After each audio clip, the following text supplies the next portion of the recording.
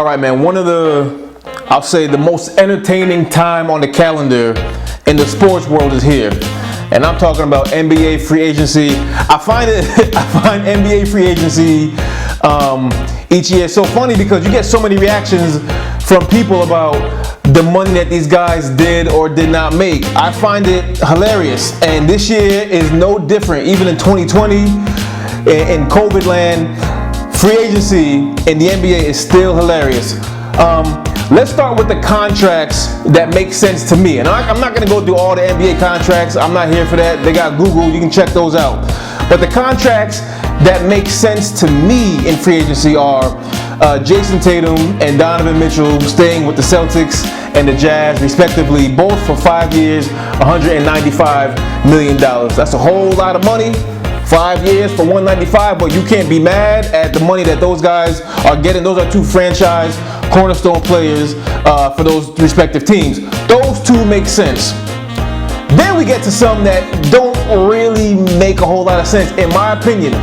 Just my personal opinion, don't make a whole lot of sense. And the one that really takes the cake for me is, and I'm not mad. If they're gonna give you the money, take the money. I'm not mad at anybody.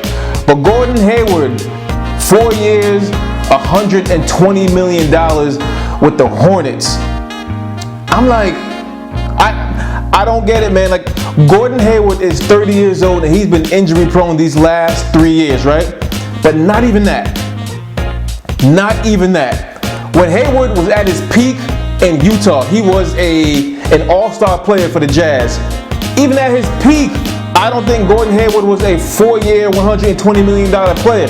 In my opinion, I don't think he was ever that good. I thought we overhyped him just a little bit. But Michael Jordan had to reach for him, right? The owner and the GM of the Hornets. He had to reach for him. I understand why he did reach for him, but sometimes I feel like we got to save Mike from himself. And I think this contract really is like evidence that somebody got to step in the Hornets organization and just save Mike from himself.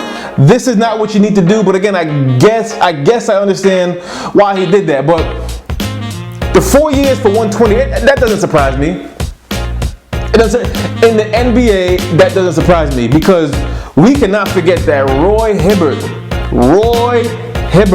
once upon a time, was given a max contract in the NBA. So if that is the benchmark for crazy versus not crazy, then everything else is fair game, in my opinion. But more than just Gordon Hayward, we got Davis Bertans. You're probably not too familiar with him, but if you're not, he re-signed with the Wizards, 5 years, $80 million. He can actually play. He can ball. Fred VanVleet. He is staying with the Raptors, 4 years, $85 million. I am not mad at Fred VanVleet one bit. This man was undrafted. This is the largest contract for an undrafted player in NBA history. I'm not mad at him. Is he really an $85 million player? Maybe, maybe not, but he played a critical role on the championship team. I'm not mad at him. And he was, some guys like to tiptoe around the fact that they want to get paid. Not Fred. Look at Fred. Look at Fred's tweets. What he kept talking about, he's ready to get money, he's ready to get paid, and then when he actually signed, he's tweeting out 3 bags of money. He was not hiding behind the fact that he was here for money. He was not here to make anybody's, to be anybody's friend. But the best thing about NBA free agency to me, in my personal opinion, it's when NFL players jump on Twitter and start hating on these NBA contracts. I think it's hilarious. Like, it's one thing for me to sit in front of a camera and question some of the contracts, but it is another thing altogether when you got NFL players, active NFL players jumping on and hating on these NBA players. That's what they do. They're hating on the money. Like, here are some of the tweets over the last couple of years from NFL players when they see, the money that these NBA players get during free agency. And some of them are funny, some of them are lighthearted. I chose the wrong sport. I got to get my kid ready to play because we got to get this money. They're funny, they're lighthearted, but like buried beneath that is like truth. They really believe that, wow, we're not getting paid enough. Like, some of them are funny and lighthearted, but some of them, these guys are just flat out saying, listen, I am hating.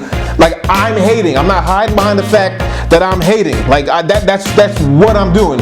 But of late, Todd Gurley was the one he was the most vocal NFL player of late in terms of the contracts that these guys are getting in the NFL compared to what the NBA guys are getting. Now, Todd Gurley, if you remember, with the Rams, he was given a 60-year contract, $45 million was guaranteed. At that time he signed that, he was the highest paid running back in NFL history at the time that he signed that contract. Not even 2 years later, he was cut by the Rams and signed a 1-year deal with the Falcons. And I don't want to label him a hater. I don't think he was a hater necessarily. But like, these are the comments that he's making. Like he's saying that he's not really mad at the money that these NBA players are getting, but then he goes on to say, guys are getting so much money, and I don't even know who these guys are. I can't even pronounce their names. So I'm not saying he's hating, but I would say he's towing that line. And like a lot of this comes down to like decisions, man. Decisions in life. Like I think the running back is the worst position, the most thankless position to have in all of sports. It's probably the most brutal position in all of sports, all of team sports that is. And like, it's thankless. Like, you don't get paid enough. Like, I don't know why you would actually. It's weird when guys aspire to be a running back. What is the average career length of a running back? It's like 3 or 4 years. You got 3 or 4 years to make enough money to last you potentially the rest of your life. Like, look at Le'Veon Bell. Le'Veon Bell was fully healthy with the Steelers. He gave up 1 year of his life. 1 year of his life to sit out because he didn't think his contract was fair. He did not play his last year with the Steelers. He waited 1 year and got 4 years, $52 million with the Jets, only to be cut 1.5 years later. So yeah, the balance of power in terms of the money doesn't make sense. It's not equal. But these NFL players should not be hating on the NBA guys. It's not their fault. Listen, the NFL has to talk to their players' unions so they can get like the NBA. But to the NBA players, if they're going to keep giving you these checks, then you keep cashing them.